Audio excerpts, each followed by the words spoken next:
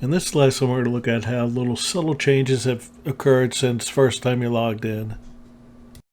One of the first things you'll notice under recently accessed courses, where before you had nothing, it now shows your recent course. Also, you'll notice that I have blocks viewable right now. How did I do that? Pretty simple. I simply go up to that little arrow in the upper right hand corner, click on it. I show blocks, I can close them, I can open them when I want to view them. So let's spend a few moments looking at the blocks that we see here. The first one up is private files. You can think of private files sort of like a Google Drive that's contained within the Moodle. The next one up is online users. This will show you everyone who's online that is in your course. This is a great feature that I use quite a bit. Later on, I'll show you how you can use almost like an instant messenger to send a message to other people that are online at the same time. Next up are badges. Badges are a reward system within Moodle for your students. Finally, we have upcoming events. Right now you see nothing here, but as you begin to build your calendar, you'll see any upcoming events displayed here. So now let's get to the course. There's a couple ways to get to the course. I can go up to My Courses and then select it from there, or I could just go simply to Recently Accessed Course and go into the course that way. So here's the course that I created from the first lesson, and you'll notice that there's basically two columns. To the left, you'll notice I have the various topics in my course. In the larger column, that's where most of the information that's contained within your class will go. Now at this point, you may be wondering, where is that other column that had private files, a calendar, etc.? Why don't I see that here? Well, first off is that we've never added any blocks into this course. So the first thing we're going to do is we're going to go up to edit mode and turn editing on. And then you'll see we have that option here where we can begin to add blocks. Now, if I go to add a block, you'll see by default there's quite a number of different blocks that come built into Moodle. So what I'm going to do is, first one I want to select is I'm going to do the calendar. So if I click on calendar, I now see I have a calendar block over here on the right. So I want to add my first event. So I'm going to go over to next month and say school begins for me on the 7th. So I'm going to click on that date, and that date pulls up, and I want to create a new event. So I'm going to call it, I have to give it it's required that I give it a title. As you can see, anytime you see a little red exclamation, it means it's a required field. So I'm going to put in first day of school. Now, I could set the time. Since we start at 8 o'clock, say, I'm going to put this at 8.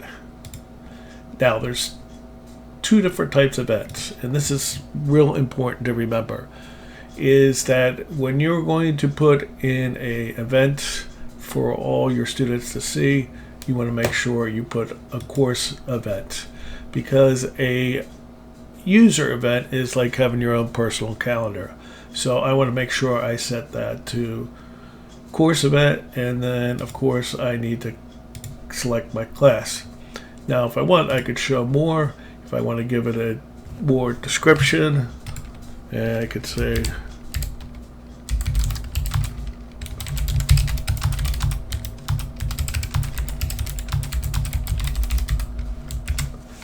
and as you can see, it's like a little mini word processor. This I want to do without duration, and I'm not going to repeat this. And now I'm going to save it. And now you can see here it lists first day of school.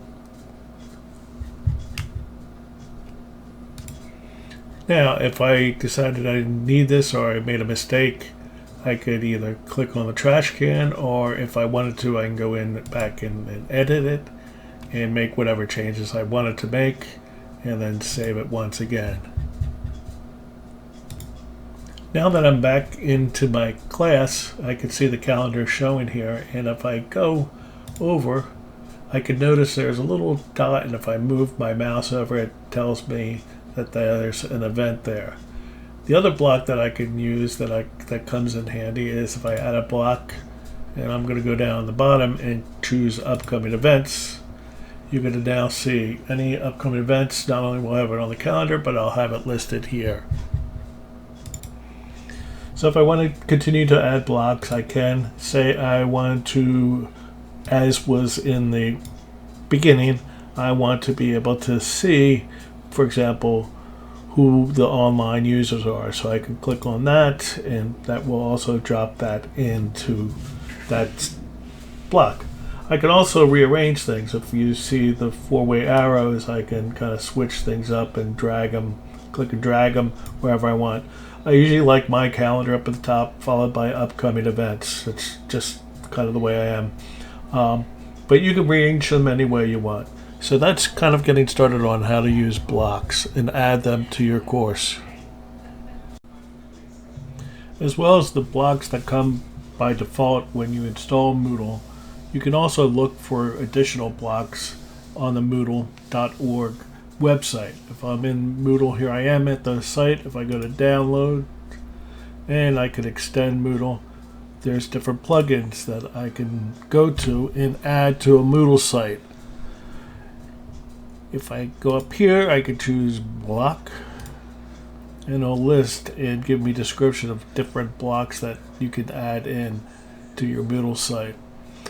The great thing about this is I've found in the past that there are things that I kind of wish that I had on Moodle, and I've gone into the add-ons and actually have found different add-ons that I could use that don't necessarily come with the install.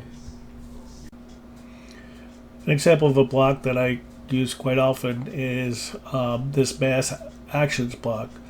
What was happening was, as I was working on adding activities or doing some kind of, using some kind of resource, I would have to kind of do an action on one individual thing at a time, and sometimes that got very time consuming.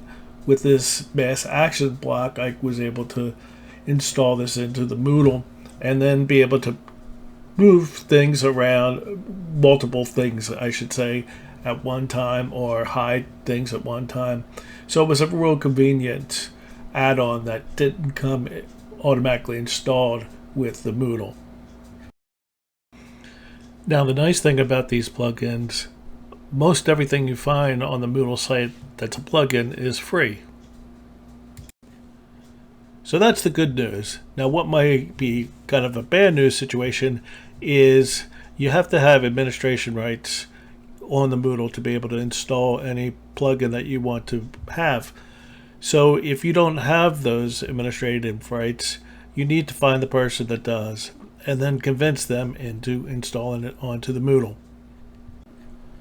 So hopefully this lesson helps you get started on using blocks. In future lessons, I'll go into detail about various blocks that tend to be very popular to use in Moodle.